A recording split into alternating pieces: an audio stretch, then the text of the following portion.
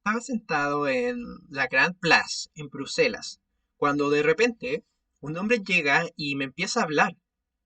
Yo me doy vuelta y le respondo. Cuando me pongo a pensar para mí mismo, ¿por qué está este hombre hablándome? Luego le digo, lo siento, pero vivo en un país donde la gente no habla con los demás. Y bueno, esto no es así realmente. Pero lo que pasa es que ellos tienen acá en Bruselas, acá en Noruega, ellos tienen una manera mucho más organizada de comunicarse, de interactuar socialmente. Pero en Canadá, donde yo crecí, en la parte donde se habla francés de Canadá, la comunicación no es así. De hecho, es bastante normal el que la gente hable con los demás. Lo que pasa es que mi cerebro ha sido reprogramado ahora que vivo en Noruega, en esta parte de Europa, para actuar de otra manera, para adecuarme a las reglas sociales. Cuando nos mudamos de un país a otro, hay tres maneras en las que podemos relacionarnos con la cultura de este. Una de ellas, no, estas son confrontar, conformarse o quejarse.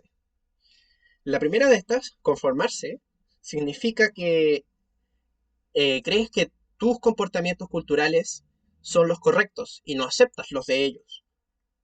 Luego está el quejarse, que básicamente se refiere a que formarás burbujas sociales en las que te relacionarás con extranjeros de tu mismo tipo para evitar así la cultura de los gente de este país en el que ahora estás viviendo.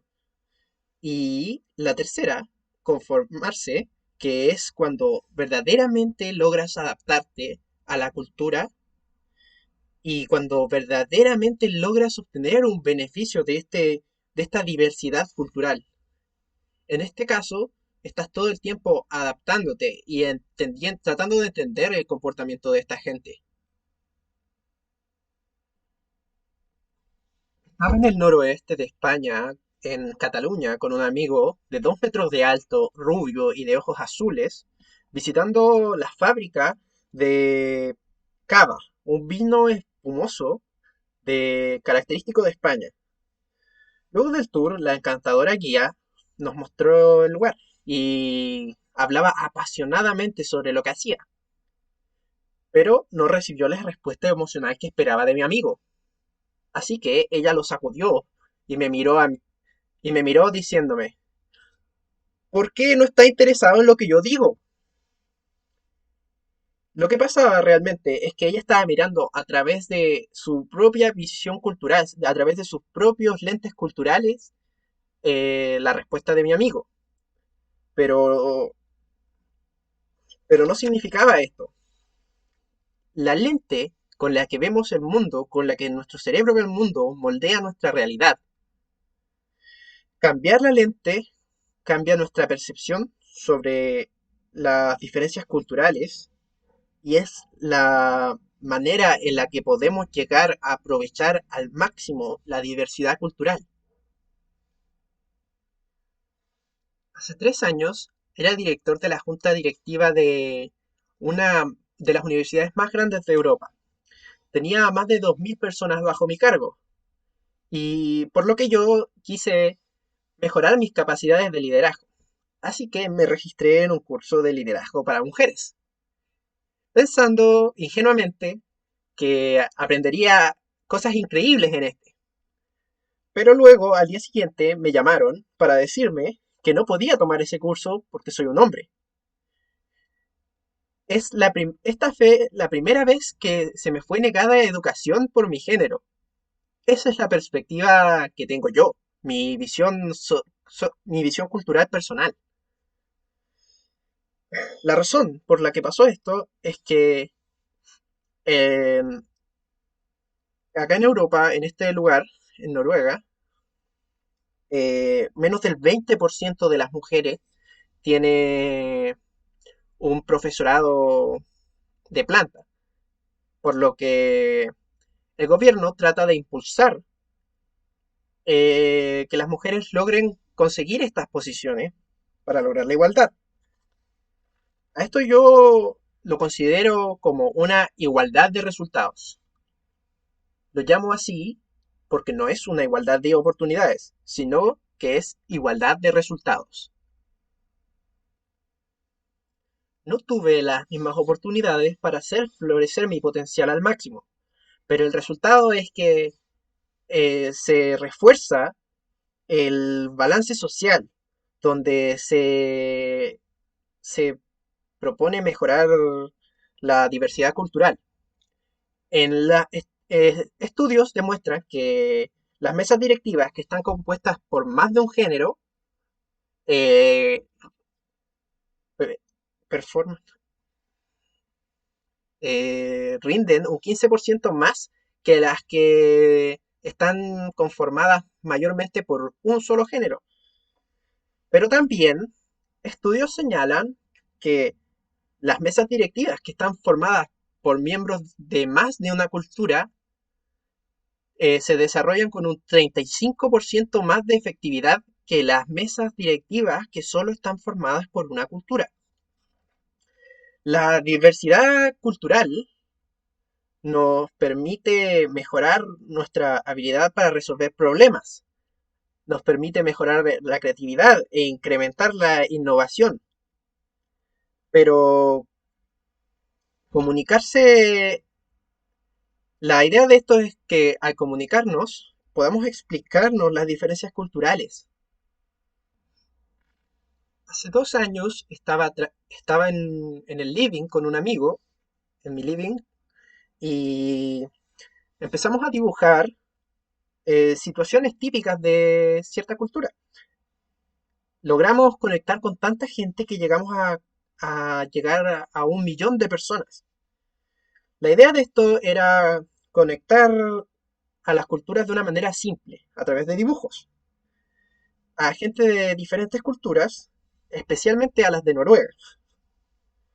La mayoría de las personas son criadas y crecen pensando que van a pertenecer a un grupo, y eso cambia la manera en la que se comportan, las moldea. En Occidente las cosas son un poco diferentes, porque se crían a los niños de tal manera que estos tengan más independencia, que sean más autosuficientes.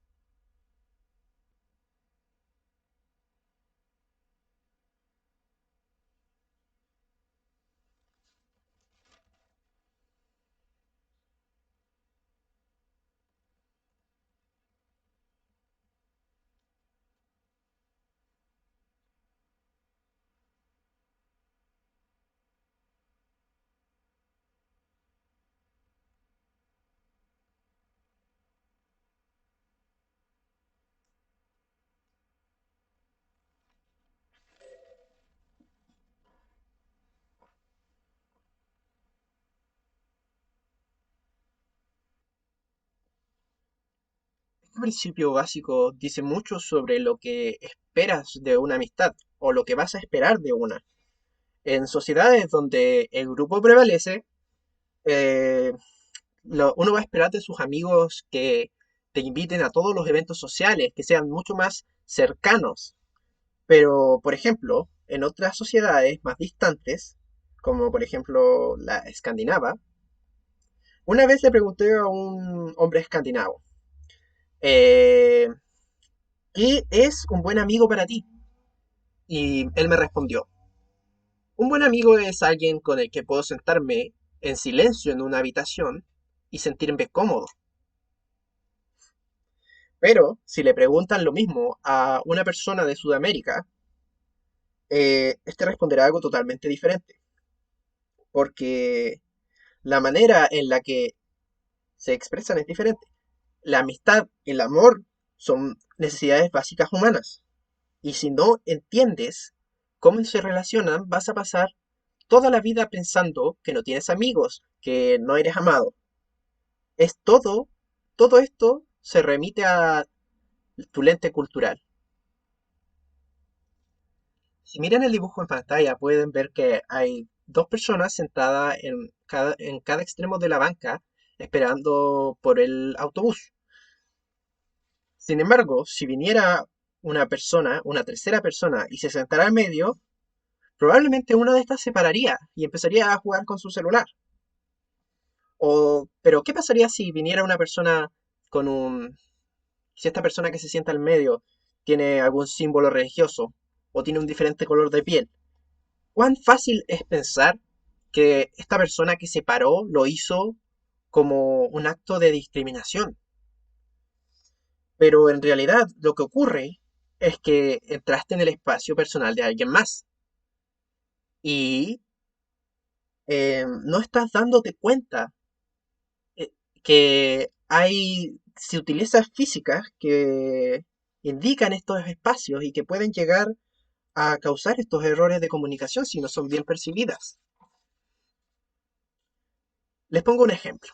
Por ejemplo, en un evento social donde un sudamericano está interactuando con un eh, north, con un europeo, si los observas, ambos van a estar muy deseosos de iniciar la conversación, pero el sudamericano se va a acercar más que el europeo, por lo que si los observas a través del tiempo o por un rato, podrás ver que empieza una danza en la que se acercan y se alejan los unos de los otros, ya que ambos se sienten eh, incómodos.